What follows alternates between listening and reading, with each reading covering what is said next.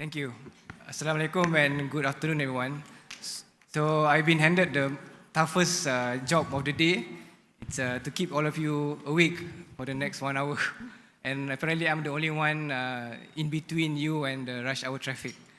But I hope that for the next 20-30 minutes, I'll be able to share how PNB is evolving and how PNB is championing sustainability.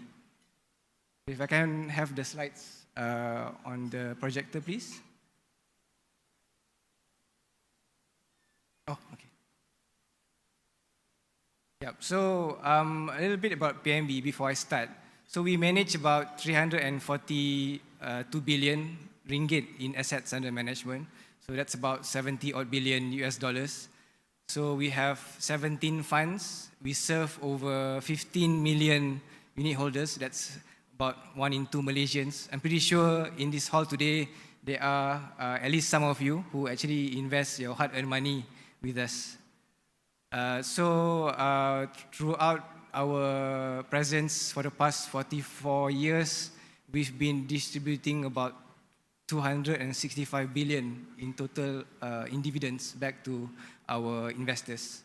So today we're going to talk about a big topic which is quite dear to the organization. But before that, I would like to first thank RAM for inviting PNB to be part of this. It's a pleasure to share with you our sustainability journey. So my presentation is divided into 3 parts. I'll share with you an overview of our 10 ESG commitments. And then secondly, to share with you more on how we plan to decarbonize our portfolio. And then to touch a little bit on our labor rights policy. So when we started our sustainability journey, we thought of these 5 guiding principles. So the first one is that we truly believe that ESG drives long-term value. And I'm sure all of you in this room knows that in order to reach net zero annually, there needs to be investments to the tune of 3.5 trillion US dollars annually. So as an organization, we truly believe that in the long run, sustainability will really drive long-term shareholders' value. The second part is on responsible leadership. So as you know, with our assets under management of about 340 odd billion, we actually represent about 9% of Bursa Malaysia. So being quite an influential investor, we realized that we really need to play an important role in sustainability. And number 3, as you know, stewardship cannot be a one-man or one-woman job, which is why when it comes to sustainability, there needs to be collective action as well as partnerships to champion climate. And number 4 is walk the talk. If we were to engage our investee companies, we ourselves need to change. And then last but certainly not least, when perhaps the most important one of all is we believe in progress over perfection. As all of you know, sustainability standards keep on evolving. One thing for sure is that we should strive for progress, especially when it comes to baselining your emissions, thinking about how the organization should decarbonize and also aim to reach net zero. So I'll skip this slide. Okay. So basically, we outlined 10 ESG commitments for the organization spanning E, S, and G. So within the environmental space, we commit to be a net zero organization by 2025. On our portfolio side, to have a net zero portfolio by 2050, to invest up to 10 billion ringgit in green and transition assets by 2030. On the social side, we have a mix of internal and external targets. So internally, we have implemented our living wage policy for the employees. Number 5, we introduced our labor rights policy, which not only cuts across within the organization, but also for our portfolio companies as well. Internally, we strive to have 40% of the leadership team to be represented by women. Number 7, to also invest on the social side of things versus our balancing our profitability and our social investments. On the governance side, equally important to have a triple bottom line stewardship model to not just focus on profit and planet, but also people. This is where we assess the effectiveness of the board of directors of our investee companies and also assess the effectiveness of the management team as well. Number 9 is on transparency in voting. Some of you may know that we publish our AGM votes ahead of the AGM itself.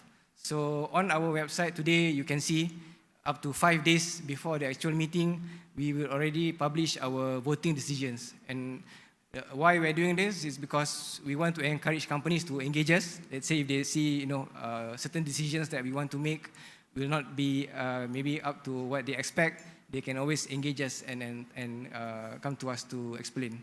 And number 10, of course, is to disclose all of our efforts via the TCFD framework. So one of the first things that we did as an organization was to baseline our emissions. And this did not just confine itself to scope 1 and 2, but also scope 3. So you can see here on the current slide is that our total emission is just under 12 million tons, and 99% of that is represented by scope 3 finance emission. On the corporate side or enterprise side, as we call it, the total emission is quite low, so it's about 28,000 tons. But when we measure it per employee, it went to about 2.5 tons per employee, which is roughly the same as what the banks are recording, mainly because we also have 32 branches across Malaysia. On the portfolio side, we actually baseline our emissions and we were guided by the PCAF standards. So the PCAF standards has all of the emission factors in place and then the calculation methods also. But after rigorous work, we managed to baseline 85% of our assets. So this is quite a large number because if you take any of the bank out there, the bank in yellow, the bank in red, they would probably only have baseline 30 to 40% of their emissions. And in terms of data quality, if you're familiar with the PCAF standards, our score is 2.3. The best score is 1, particularly because we rely a lot on the data that our portfolio companies publish. So just deep diving a bit on how we fare as an organization, you can see here that the total emission is under 28,000 tons. And then we measured 7 of the 15 scope 3 emissions. So you can see here, of course, on a scope 1 basis, it's not that much, but our purchased electricity makes up about 16% of the total emission. But the balance is predominantly in scope 3. You can see here the breakdown between OPEX, CAPEX, and then waste generated, business travel, and employee commute. So the way that we derive our decarbonization strategy for the organization is really predicated on scope 3 actually. It's not just on scope 1 and 2. Of course, we are developing policies on how to conserve energy, electricity usage and all. But again, we are relooking at our procurement policy, our policy on business travel, how do we spend on a CAPEX and OPEX basis. So measuring scope 3 has really helped us on really tackling where the emissions lie. Before going to the portfolio side, skip that for now and move on to the 10 billion target. So we have the 10 billion target to invest in green and transition assets. So what we did was that we developed our own internal taxonomy, i.e. what constitutes permissible investments, so to speak. So we outlined 4 key sectors. So these are clean transport, green buildings, clean energy, and then AFOLU, or agriculture, forestry, and other land use. So essentially, the long-term aim for us is to gradually tilt our portfolio towards net zero, to decarbonize our portfolio emissions, and then at the same time to capture all of the opportunities out there when it comes to the transition to net zero. And it doesn't stop there. So as a shareholder, we have actually stepped up our stewardship efforts. Effective 1st of October this year we have refined our voting guidelines. So as you can see here on this slide, in the dark blue box, we have actually stated that we expect companies to have a net zero ambition latest by 1st of Jan 2025, to have a net zero strategy by 1st of Jan 2026, and then to also assess risks and opportunities in accordance with TCFD. And at the same time, we also highlighted in our voting policy that we will also embed ESG into investment decision making. And on top of climate, we also expect companies to look into labor and biodiversity risks as well. So you can have a look at our voting guidelines. It's on our website. But again, this is one of the efforts that we have put in place to underscore our commitment towards sustainability. On the voting side, again, we have actually streamlined our process, and you are now able to see all of our votes for the past 3 years. And granted that all of the votes that we are doing right now are only in the domestic companies, but we are now working towards exercising our voting rights, not just domestically, but also for our international equities as well. So stay tuned for that.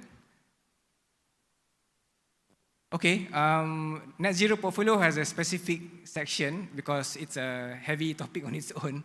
But let me share with you our broad targets. So in order to achieve net zero, these are the 5 targets that we have put in place. Number 1 is to reduce our carbon intensity by 30% by 2030. And this is 30% reduction based on the 2022 baseline year. So based on the 11.8 million tons that you saw earlier. Secondly, we would like 70% of our portfolio to have credible net zero targets by 2030. Number 3, the 10 billion target just now. And then number 4 and 5 would be, we have committed against not investing in any greenfield coal, and then to also have a policy against deforestation, peat and exploitation.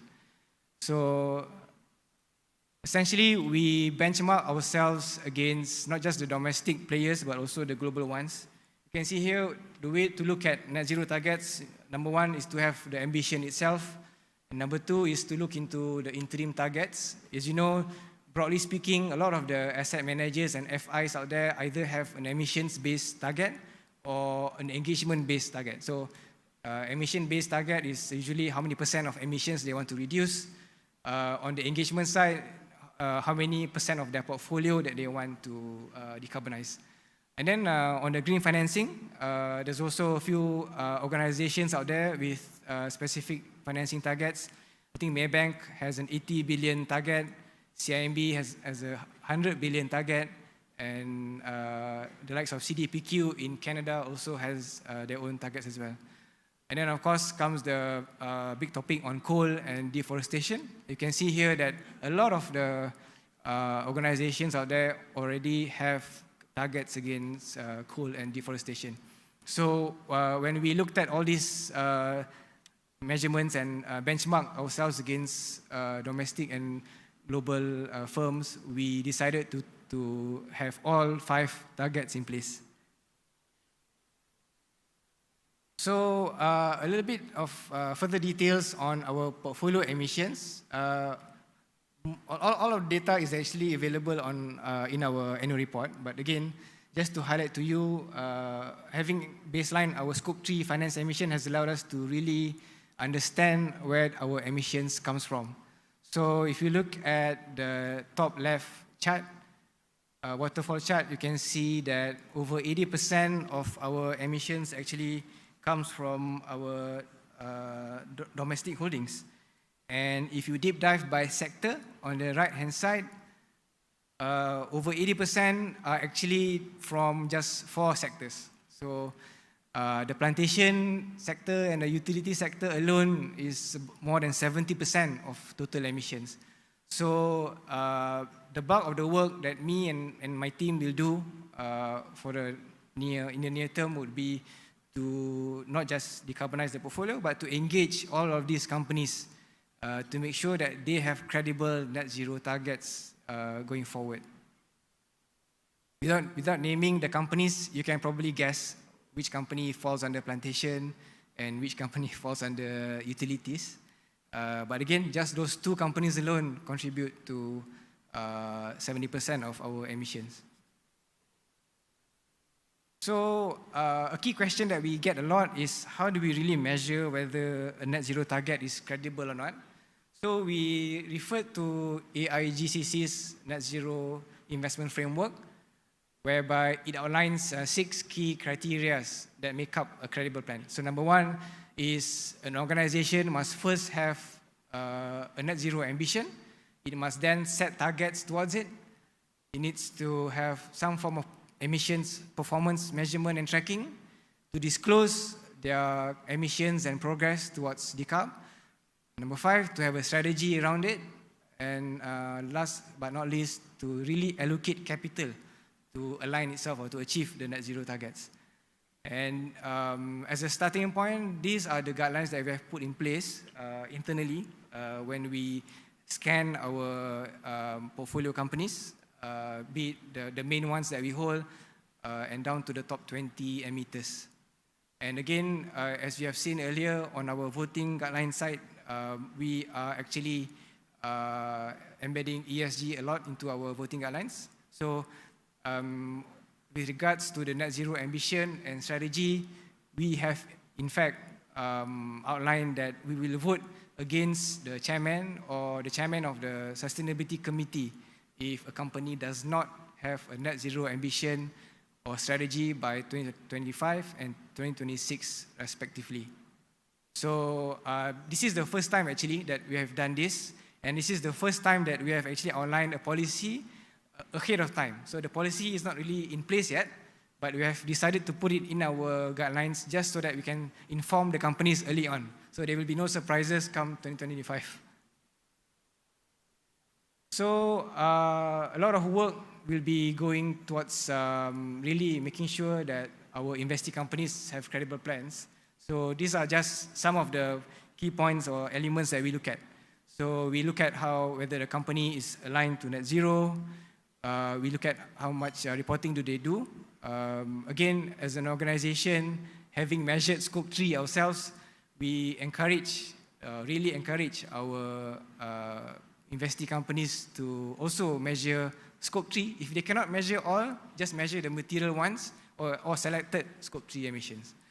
And then, of course, to have interim targets. A lot of the companies that we scan, particularly the companies that we own the single largest, there's about 10 of them listed on Bursa Malaysia. 7 of them have net zero targets, but 3 do not. So again, it's really one of the roles that we will play is to make sure that these companies ultimately have not just ambition, but also interim targets as well. Of course, after the targets comes the strategy on how to achieve net zero and allocate capital, and then to measure their performance, and then to also really consider getting external assurance on their reporting. Within the broader ambit of sustainability, apart from labor, we do also are looking more towards biodiversity or natural capital, which is why one of the new things that we will do is to really develop our own views or policy on biodiversity. And last but not least, we've set a lot of targets on climate mitigation. We are actually going to work a lot more on the adaptation side going forward. So internally, we have embedded, or we are in the process of embedding ESG into decision making. So all of the new investments that we make today, we have a 3-point check when it comes to sustainability. So we've developed our in-house ESG assessment, which looks at not just the broad net zero commitments. We look at how companies or investments assess their material segments, and then also whether companies have been involved in any ESG controversy or not. And then we couple this with an external ESG ratings provider. So that's one of the things that we are doing at the moment. So on the labor rights front, wanted to share a bit more as well, because when we scan our investee companies, actually they own quite a lot of land bank and also are involved in a lot of intensive labor. So, we have a plantation company that we invest in, which is quite big. We have 2 property developers that we are the single largest shareholder in. And there's also a few non-listed investments that are quite labor intensive as well, which is why labor is one of the material risks for PNB. And hence we came up with our labor rights policy and launched it in December last year, surrounding 6 key elements. So these elements are especially on the forced and child labor, fair wages and benefits, DEI, freedom of association, safety, HSE, and then of course upskilling and education. Within the forced and child labor front, we actually benchmark ourselves or the practices that we want to put in place versus the ILO standards. And in terms of outlining our expectation, we actually have expectations surrounding how companies should embed labor issues into their strategy and then assess how they are performing to develop or provide sufficient or class-leading grievance mechanisms, and also to embed labor into their policy. So again, we have already baseline where our strategic companies are within labor rights, and we are actually going to continue to engage them to make sure that all of the practices are implemented. So this include like not just the labor force that they hire, but also the supply chain as well. So we want companies to assess labor practices of their vendors and suppliers, because that's where all of the risks are actually. Okay, that brings me to the end of my presentation. So okay, back to you. Thank you, Azam. A round of applause to our very last speaker. Okay, to moderate, we have RAM Ratings Deputy CEO, Julie Ng. Julie brings with her 20 years of experience in credit risk management and data analytics, overseeing RAM's business operations, new businesses growth, and diversification. With a robust background in corporate and financial analysis, credit risk modeling, and regional bond market research, she leads initiatives including RAM's on-demand solutions while actively contributing to RAM's group ESG and sustainability efforts.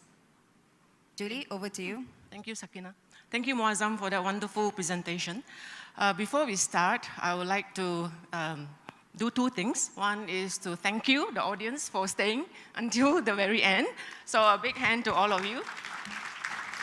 And secondly, this being the last session, I will, short of promising, I will try my best to make it as interesting as possible to you, for you, right? So it may not follow the conventional Q&A and the the interview session just with Muazzam, but something else after this. But first of all, before we do that, I have a few questions to pose to Muazzam regarding his presentation. So quickly, the first, the 10 billion that PNB has set aside to invest in green projects. I know that strategy was just done in 2022, right, last year? Has there been any investments identified so far, or have you made any investments to date? Yep, thank you. Yeah, the 10 billion target sounds small-ish if you measure that against our AUM. So our AUM is 340, so that makes it about, 3% of our AUM.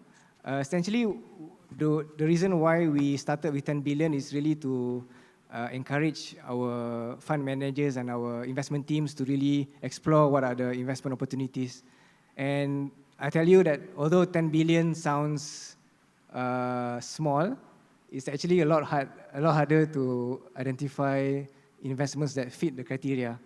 But again, our lens has been on a global scale. So we are actually looking at investment opportunities on renewable energy or clean energy, for example, not just within Malaysia, but also abroad as well. What are the difficulties that you anticipate to encounter when you want to try to meet this mandate? So internally, one of the challenges that we are facing is that a lot of people or analysts look at green investing similar to the traditional way or traditional framework. So essentially, let's take private equity for example.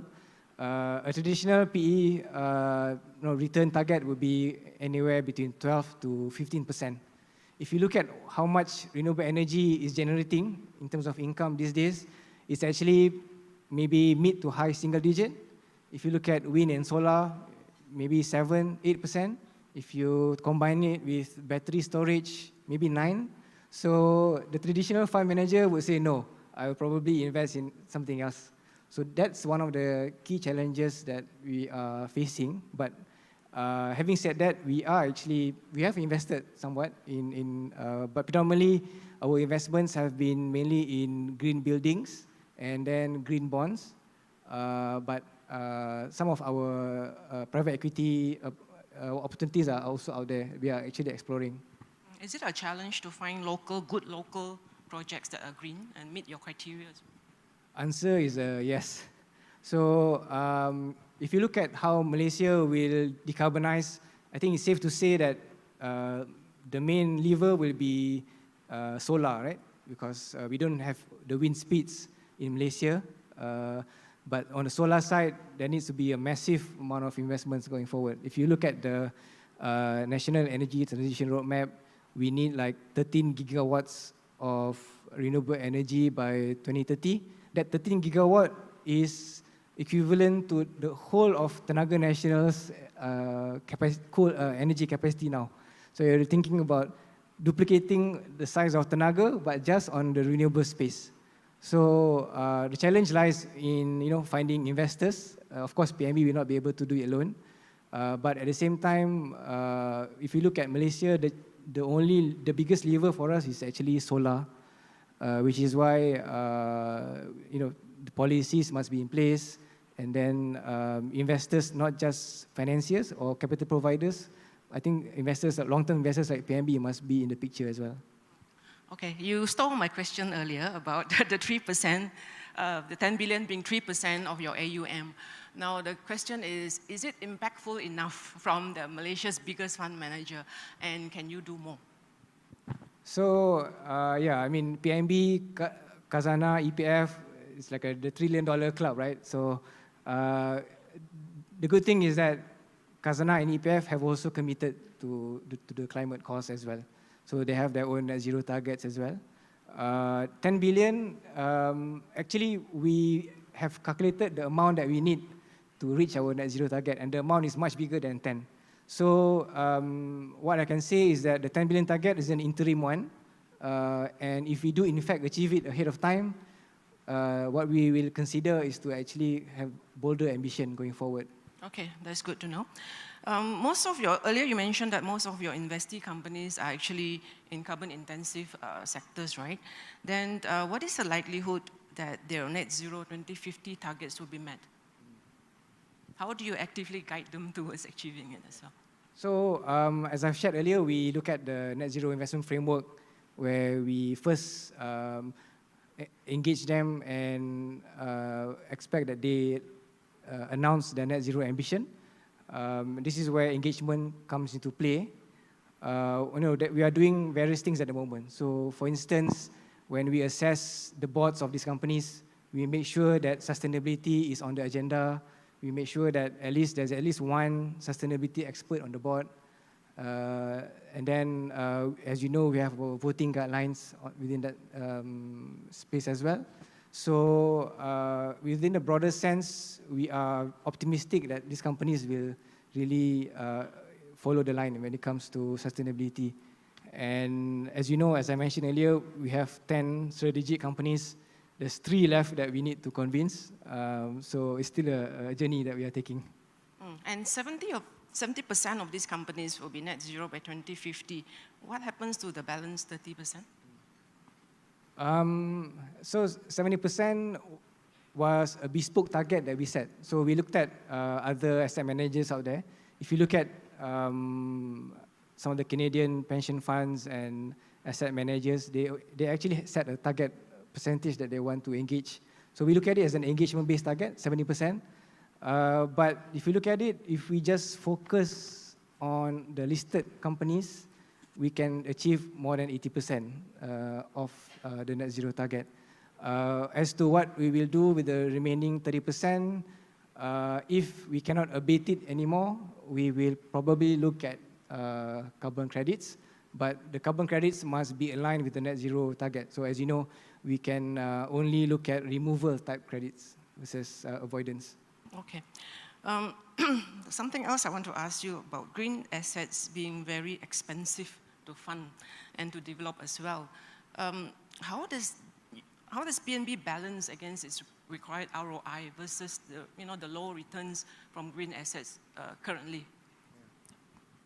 So if you look at where we are, so essentially we are a long-term investor. Of course, we have our medium-term needs when it comes to companies declaring dividends, which will benefit the unit holders, right? But in the long run, as you know, one of our ESG guiding beliefs is that we really believe that ESG has a big place to play in long-term value. So which is why when we talk to our companies, a lot of them ask us, how do they balance the needs of shareholders when it comes to dividends versus achieving their own decarbonization targets. So the answer is it's a balancing act. If you think long-term, sustainability should be on your mind because it drives value. In fact, it can also save you a lot of costs as well. So we tell the companies not just to look at sustainability as something that they need to comply with, but also to capture all of the opportunities and to measure the risks as well. As you know, there's a risk of not meeting that net zero target. There's an adaptation risk, and then there's the various others like physical risks as well for the assets.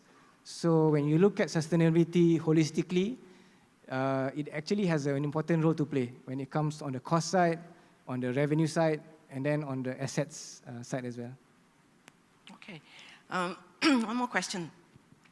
PNB has 7 criteria to evaluate eligible carbon credits that is developed together with the Oxford Principles for Net Zero Aligned Offsetting. Now, in terms of source, the desired credits should be from afforestation or deforestation, blue carbon, soil carbon capture, direct air capture from Malaysia and ASEAN. Given some of these so-called carbon credits have recently been discredited for greenwashing, now what are the challenges you likely face when you assess carbon credits? We actually participated in the first carbon credit auction on Bursa Malaysia. On Bursa, yes. So, but if you study further, the carbon credits that was on offer was actually avoidance-based credits, right? It was a forest conservation project. So, but we actually developed our own internal policy.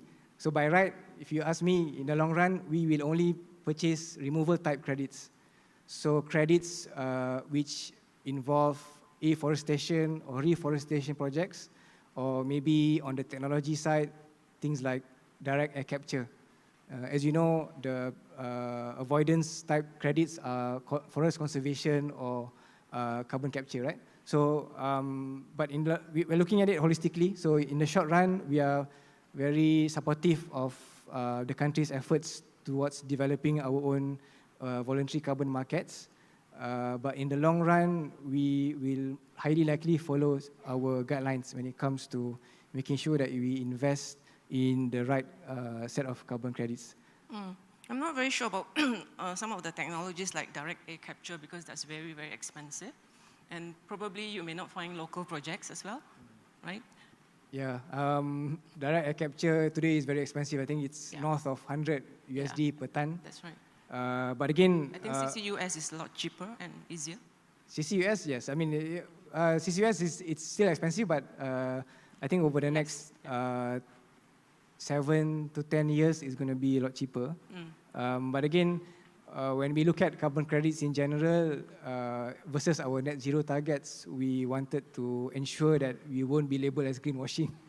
But again, views about carbon credits is wide. I mean, we can probably organize another forum just to talk on that's right. greenwashing and carbon credits, right? Yep. But again, we are actually supportive of carbon credits because of the key features that it gives. So, on permanence, for example. So when you have a carbon credit in place, and verified by the right party, you have permanent projects. And also the additionality aspect of it is actually carbon credits do help the environment. Yeah, I agree. Yeah. Dialing back to what you said earlier about the difficulty in finding local projects, right? Actually, we recently met with a project developer who actually has a large natural asset, a forest, and who wants to conserve it for its inhabitants, with the animals and so on, and the orang asli. So they would like to find out from you as an institutional investor, whether their project would meet your criteria, for investment and for offsets. So I would like to, this is the part where I hope to make it interesting. I'd like to bring on stage the project developer. If I may invite on stage Dr. Ruben Clements. He is from Nature-Based Solution and also a sustainability finance expert from the Zoological Society of London. So earlier on, I think we have had a lot of discussions and a lot of talk about climate change and all that, but I think it's very timely now we talk about conservation and biodiversity because there's a new regulation coming up, the TNFD, that will follow suit from TCFD and the ISSB. So it's a good time for us to bring this subject up, and I must qualify first of all that RAM doesn't have any direct association or affiliation with his project. It's just that we want to create an awareness among all of you and among ourselves as well that it is important because biodiversity is just as important as decarbonization, and we should then make an effort to protect our God-given heritage, right? So maybe Dr. Ruben, can I just ask you to introduce a little bit about yourself and the project that you have in mind? Thank you very much, Julie, and again, thanks to RAM for having me here. I understand from RAM this is the first time an NGO has been invited to one of your forums, and it's really progressive, so again, thank you so much. Welcome.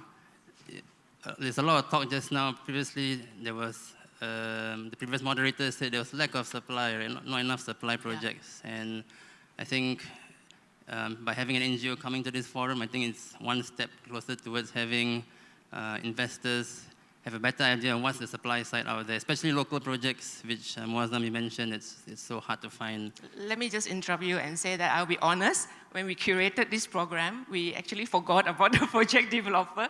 We had all the supply side people and the demand side people.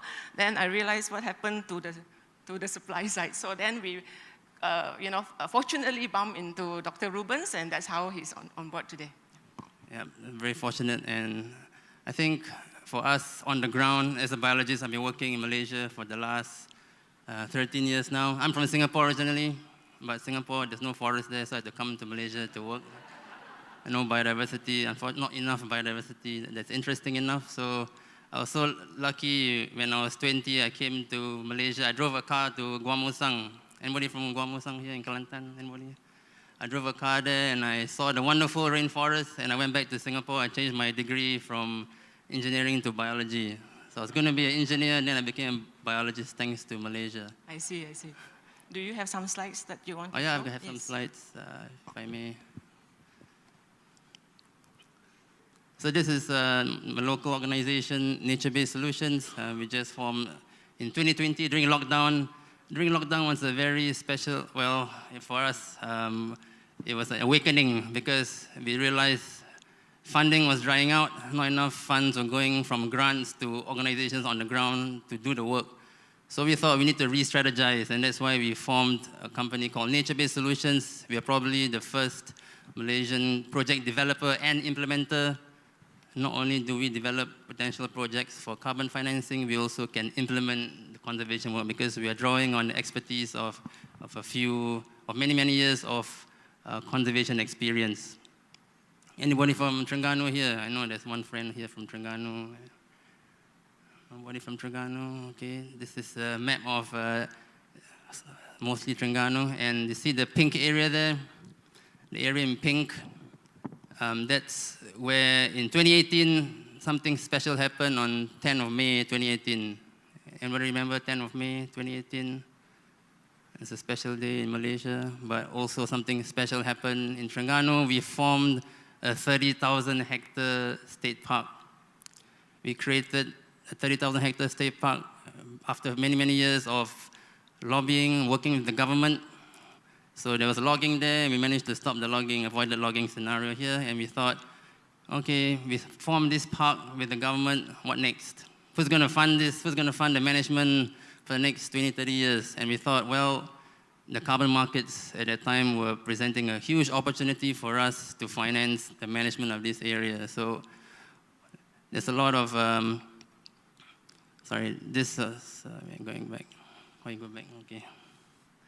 So the next phase of this, from this State Park gazettement was really, we need to come up with biofinancing schemes. The MB, Dr. Ahmad Samsuri, he said, well, we have set aside these forests to help fight climate change, to help conserve biodiversity, but we also need revenue from the private sector. And today I'm so happy to hear a lot of efforts from the private sector to try to help protect trees, fight climate change, and also Muazzam mentioned, it's great that PNB is going to come up with more policies on biodiversity, fantastic.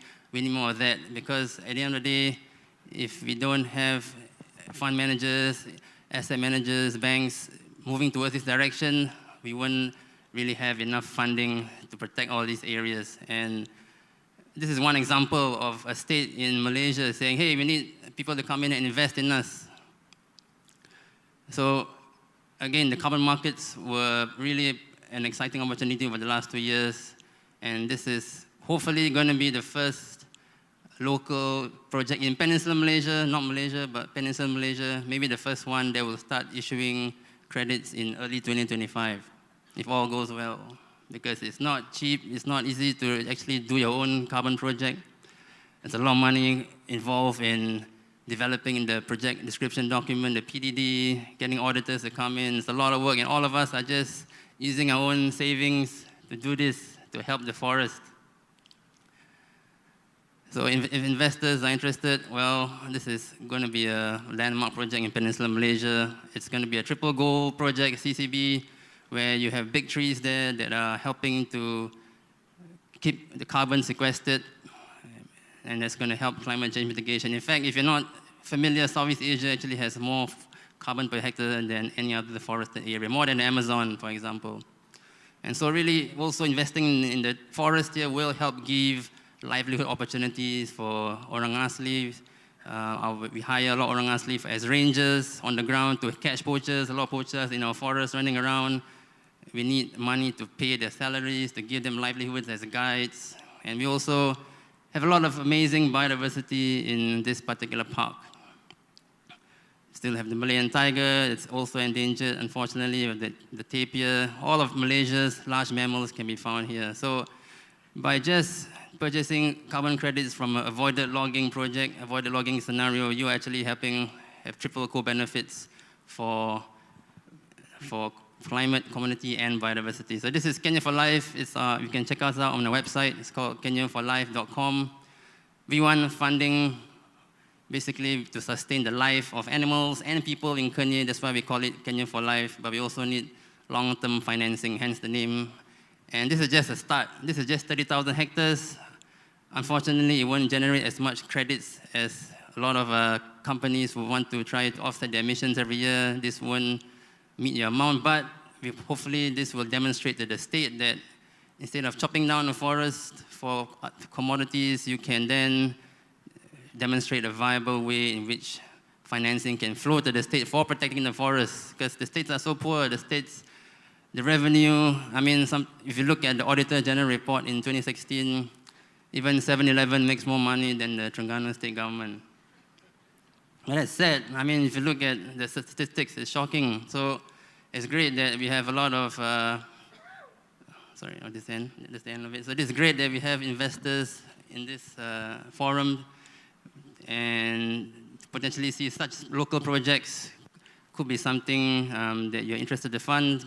We can chat later, but again, I just some questions for Muazzam, if I may.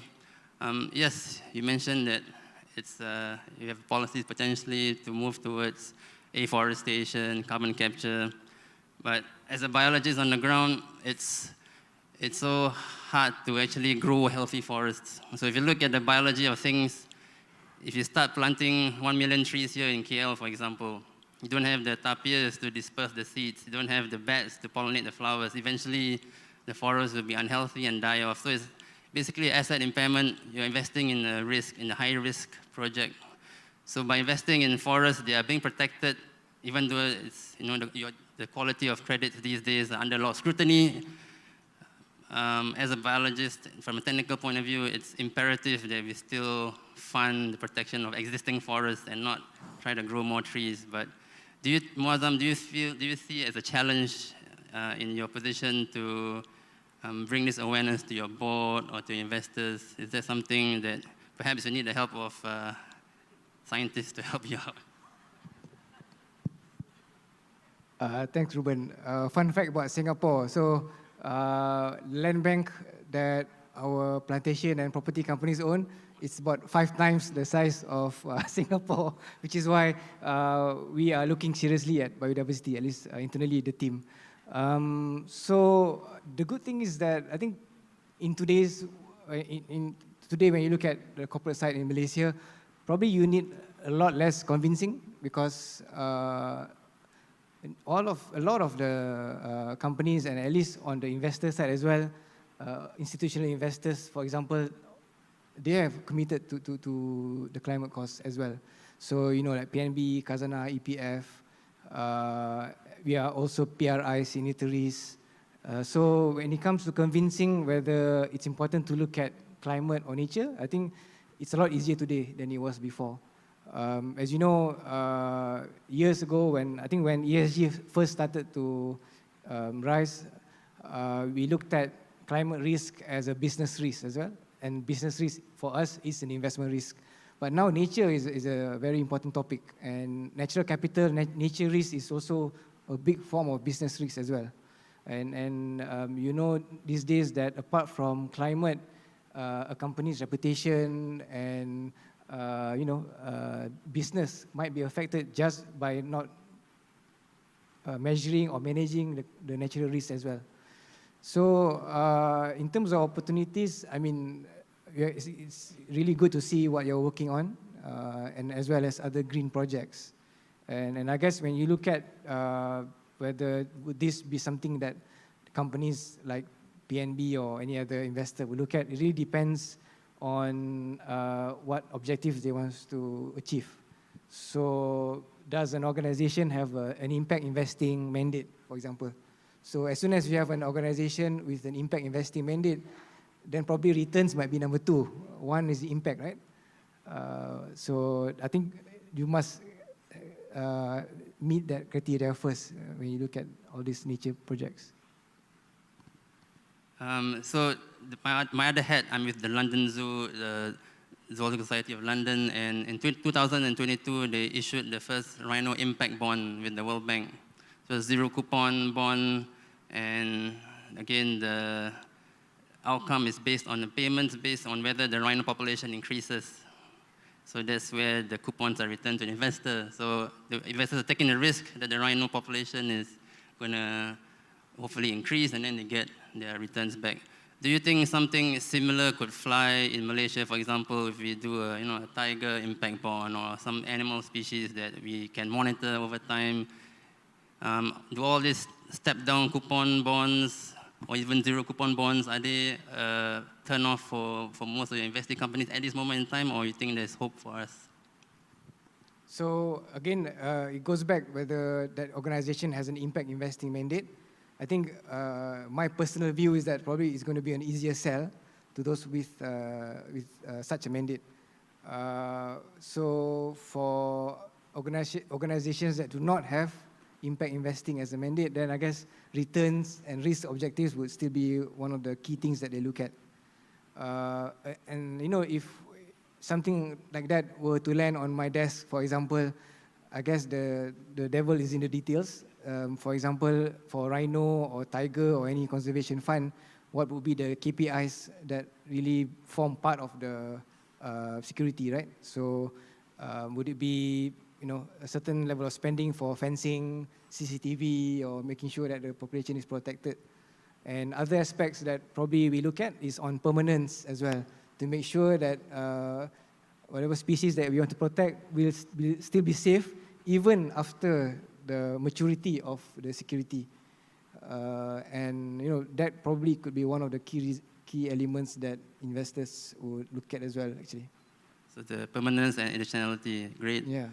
Well, unfortunately, we have lost the rhino in Malaysia. The Sumatra rhino is now extinct, but we still have the Malayan tiger, and we've only got a few individuals left.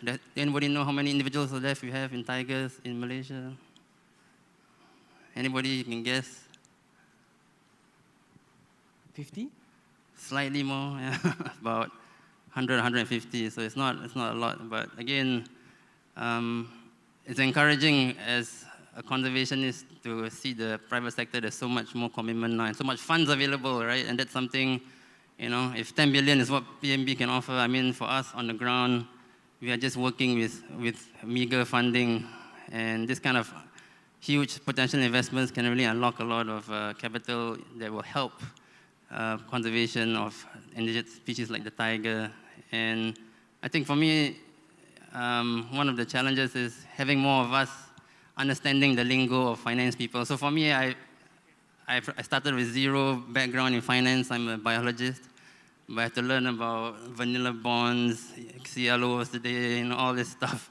All the fantastic lingo that the finance sector comes up with is amazing. Hats off to you guys. It's really interesting.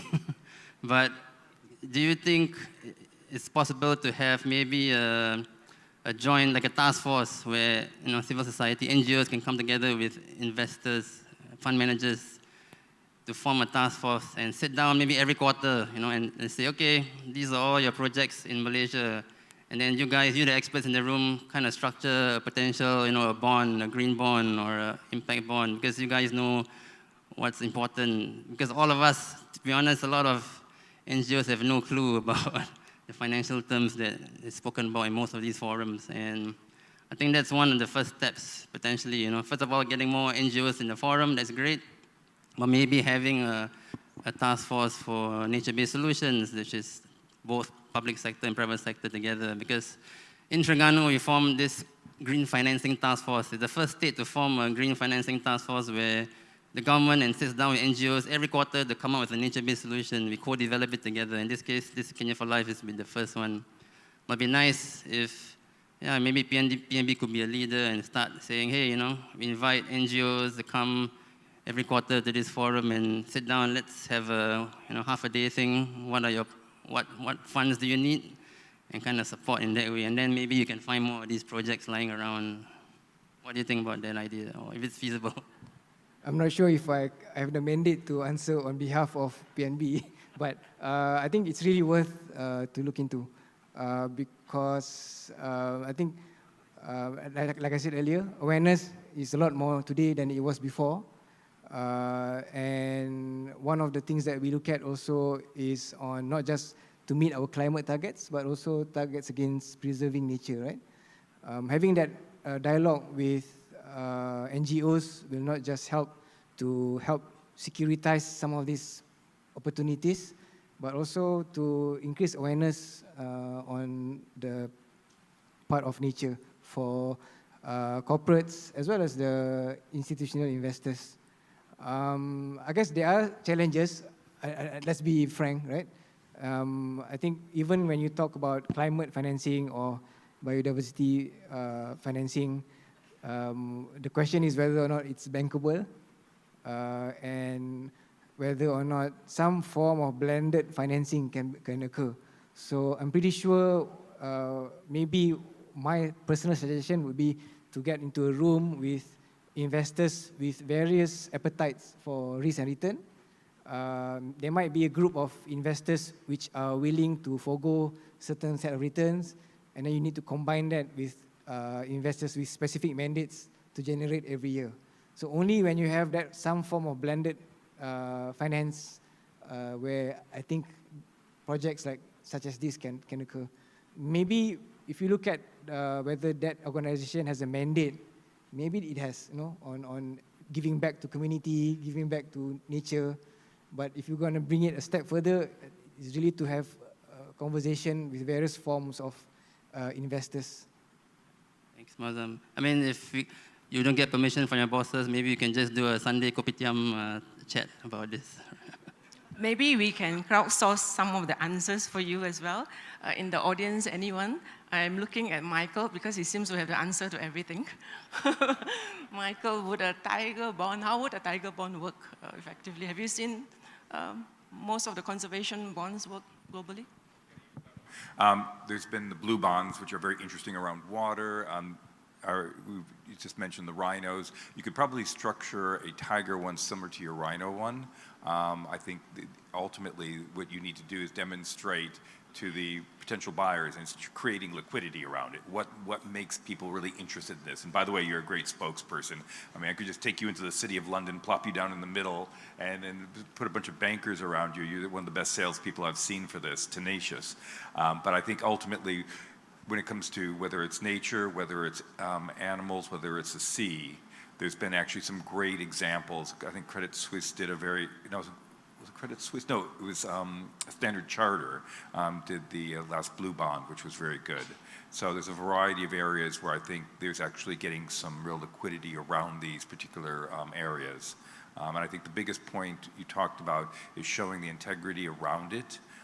As you said, the carbon market's taken a bit of a beating, so you need to demonstrate it's science-based, it's actual removal, and even who's buying it is doing it for the right reasons, not just for excessive offsetting. So there's a lot of transparency that needs to go around this and a lot of validity that needs to go around it. Thank you, Michael. Okay, so Ruben, do you have any more questions for Muazzam or for the floor? No, again, very thank you for having NGO here and for remembering us. The supply side is so important, but I just also want to highlight that awareness is key, and I've learned so much from our ASEAN neighbors. I went to Philippines, we have a project there that's developing blue carbon from turning fish ponds that are abandoned back to mangrove, and then you can generate blue carbon credits. I'm going to Thailand, I have a project there where we are working with farmers to grow shade coffee because the elephants are eating the cassava. So coffee, the elephants don't like the coffee. You can get farmers to grow coffee. You can generate carbon credits from the shade coffee as well on a smaller scale. So there's a lot of ways nature-based solutions are working in ASEAN, and I hope we should look beyond our shores in Malaysia also to invest in potential projects out of Malaysia and bring back some of the knowledge here. And again, when we have more forums like this, I think in the future we have more ideas and more supplies, projects, more on the supply side in the future. So thanks a lot. Thank you, Ruben.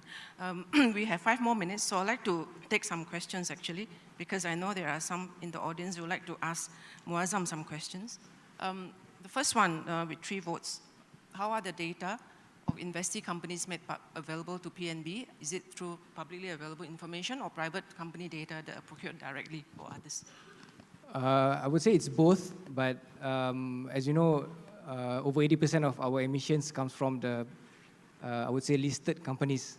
So a lot of data, we get it from the company itself, either through their published sustainability reports, or also sometimes we also ask from them directly. This is how we maintain that high level of data quality.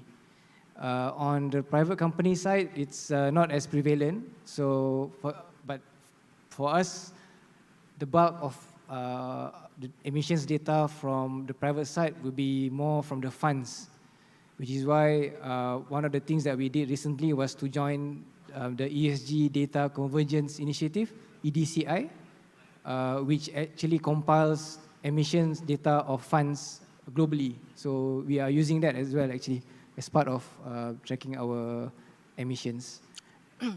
Right. How often does PNB measure and track emissions? So we are actually tracking it. Okay, so in terms of baseline, we measure it annually, how much emissions that we have recorded. But having said that, we are planning to measure it and see the impact of any new investments. How does it affect our carbon intensity? So how are we going to use it? How are we going to track this is mainly through software tools out there. We have a few ideas already on what tool sets to use. It's really a pain, to be honest with you, to do it manually, especially when you have 340 billion of Yes, AUM. we have one software ready here. So again, we are tracking it every time we make a new investment to see how it impacts our carbon intensity. But within a broader scale, at least annually, we will actually measure our finance emission. Okay. Next question, one more. How much in terms of value or percentage from the 10 billion that you will allocate to invest in overseas assets? Well, I thought we wanted to invest local, but there's this question, yeah, probably there isn't enough. There's no set value or percentage actually. But again, when we set this commitment, we are actually looking at not just domestic but also global opportunities as well. So there's no set number. Again, we look at any proposal based on the risk and return objectives that it has, and whether or not it meets one of the four sectors or sections as per our internal taxonomy. Again, some people ask us whether this 10 billion or our commitment against investing, is it part of our strategic asset allocation? So as far as our SAA goes, it's really just the same set of asset classes. You will see this 10 billion embedded in any of the asset classes. You might see portions of investments in green buildings or refurbishing buildings to be zero carbon. We might invest in green bonds. We might invest in direct projects involved in renewable energy, for example. And hopefully, in the longer run, look at whether we can take part in any carbon capture or any technology-based solutions. Okay, we have some, I don't know whether to call them unbelievers or disbelievers, but there's this interesting question, maybe to Ruben. Why protect forests when Malaysia forest cover is more than 50%? Well, ideally, it should be more. We want as much forest as possible, but at the same time, they will prevent us from developing certain areas. But the truth is, if you look at the stats, if you talk to a bunch of scientists who are very technical, you will find out that actually some of the forests are not forests because, for example, rubber plantations, some timber latex clone rubber plantations, they are actually considered forest under the FAO definition. So if you were to go into the technicalities, again, the devil's in the details, you actually have less than 50. So this is based on what we know as reality on the ground. So is that 50% shouldn't be the threshold or should be the magic number. Again, climate change is serious, and trees are one of the best ways to store carbon. And if you keep cutting them down, you will lose a lot of valuable habitat for animals. And again, happy animals are important for your business, because if you don't have happy animals, when animals are stressed, they shed viruses. And potentially how the pandemic came was through stressed animals. People blame the bat, but it could be from deer, it could be from a pig. When you don't have enough forest, when animals are stressed, you get viruses, and that's how the next pandemic will unfold, and that will cause another dent in our economy. So there's absolute reason for our survival, we need more forests. That's my answer to that. Yeah. Maybe I can add as well. Yes. I hope I get my numbers right, but some of you may know that actually Malaysia was a carbon sink until 2014. So until 2014, we actually had more forests to absorb all of our carbon emissions. But starting 2014 until today, we actually emit more than we can absorb, which is why it's even more important for us to preserve or in fact grow any forestry area that we can through planting new trees, even no matter how small it is, because I think it's safe to say that nature is probably the cheaper way to address climate change compared to technology. Yeah, and I also must say that nature is not external to our economies. It is part and parcel of who we are and part of how the economy functions as well. Maybe one last question, since we are running out of time, it's 5:02, to both of you. Okay, this is another skeptical, I don't know whether it's a skeptical question or just a theoretical one, but how do you address the mindset that I can't even survive now? Why do I need to invest in ESG or green initiatives just for long-term purpose? Maybe I can start. Try to answer it from a different angle. Basically, if you look into why everybody is championing sustainability these days, as a company, you want to be able to sell the product that the customer will first pick, right? Like even if it means a house or a can of fruit or something like that, because when you look at how the new business model work in the future, it really is how the company champions sustainability. How does it help to give back to the environment, and also how does it capture the opportunities out there? So you can see today, investors, customers, communities, they also, one of the key factors that they look into is on the ESG side of things, whether a product is made from sustainable sources, whether the supply chain addresses any labor issues, whether the company itself gives back to the community. So a lot of these factors actually impact how customers buy or purchase a product these days. That's why I think when it comes to sustainability, there's an element of cost, but ultimately it's a big investment that will really benefit the company in the long run. Thank you. Ruben? I mean, I just gave an example just now why we need to protect forests for everyone's survival, for our health, and I think this mindset of why we are barely struggling. I hear you. I acknowledge it. It's not easy times for us. But again, if you worry about your children's and your children's children, you need to kind of invest now. And I wouldn't focus too much on changing mindsets. To be honest, I rather let psychology take over. This principle of social proof, where people are following everybody and then figuring out why you're doing it later. Because right now, if I have to spend my time changing all your mindsets, there won't be enough time. But all of you are putting your net zero targets, setting your body policies because of TCFD, because of TNFD. All of you want to be seen doing the good things, and slowly you realize why you're doing this. Again, it's really for everyone's survival, and it's something that this group pressure will hopefully get everybody to realize why they're doing it, and it's really for the betterment of our planet and the survival of our children and children's children. Thank you, gentlemen. And with that, we have come to the end of the last session of the forum. I would like to thank you, audience, for being a very patient, attentive audience, a wonderful one. And I know we have crammed in a lot of sessions, 6+1 today. And started off in the morning with macro risk, lots of crossroads as we stand today. Crossroads of trade, crossroads of monetary policy, of geopolitics tension, and so on and so forth. And today also, in the afternoon, we talk about climate risk, which is the mother of all crossroads, I think. Maybe not tomorrow, but certainly in the near future. And if we don't do anything about it, we'll all probably melt like butter. So I think I don't know where these crossroads will lead. It is a very pivotal moment in time. But I know that for now, on your mind, where you're heading is probably you want to get out of this room towards home. So I won't keep you further. So without further delay, Sakina, would you like to close? Okay. Thank you.